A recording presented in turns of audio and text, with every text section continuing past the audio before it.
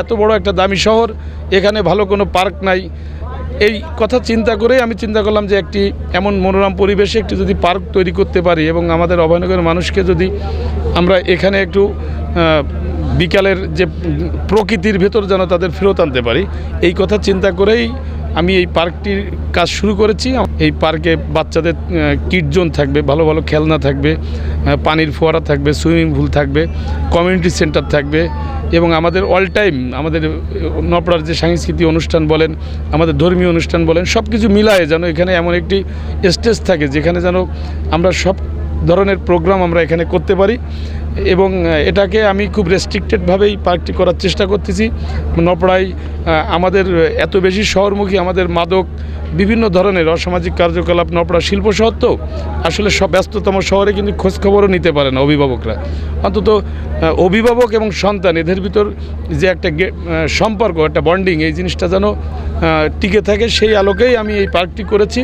অভয়নগরের যেখানেই প্রোগ্রাম হয়েছে সেই প্রোগ্রামগুলোকে বিভিন্ন টুকিটাকি উচ্ছৃঙ্খল এবং বিভিন্ন কারণে বন্ধ হয়ে গেছে।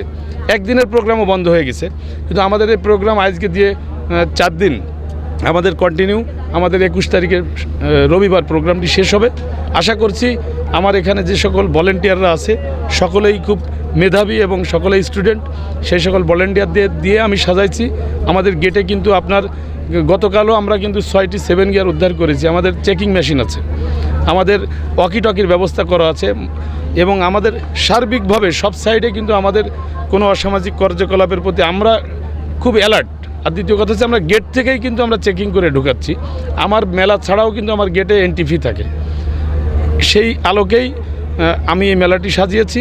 ইকো পার্ক নামে একটি পার্ক প্রতিষ্ঠিত হয়েছে, সেই পার্কের ধারাবাহিকতায় আমি অভয়নগরের মানুষকে একটি সুন্দর মনোরম পরিবেশের পার্ক উপহার দিতে চাই। আমার অভয়নগরের ইয়াং জেনারেশন এবং আমার অভয়নগরের যারা মানুষ আছে সকলে যেন খুব শান্তিপূর্ণভাবে তাদের এই পার্কে এসে ঘুরতে পারে এবং আমার পার্কের প্রত্যেকটা সেক্টরে খুব রিজনেবল প্রাইস ফিক্সড করা থাকবে, যাতে ধনী গরিব এই বৈষম্যতা থেকে বেরিয়ে সবার ভিতর যেন এটা আপনার তার ক্রয় ক্ষমতার ভেতর, তার ইনকামের ভেতর থেকে এসে যেন বলে যে না, এত ইনভেস্ট করার পরেও ছোট ছোট অন্য জায়গায় যেরকম সুইমিং পুলে 400 টাকা, আমি এই জায়গা থেকে যেন অনেক একটি মানে খুব কম রিজনেবল একটি প্রাইসে যেন আমি প্রত্যেকটা খেলনা বলেন, যতগুলো সেক্টর আছে পার্কের ভেতর সবগুলো সেক্টরে আমি রিজনেবল একটা প্রাইস ফিক্সড করতে চাই, যেটা মানুষ যেন এটাকে নিয়ে কখনো আমাকে ভুল না বোঝে যে না, পার্ক করেছে আমাদের আসার মতো অবস্থা তার পার্কে রেখেছে।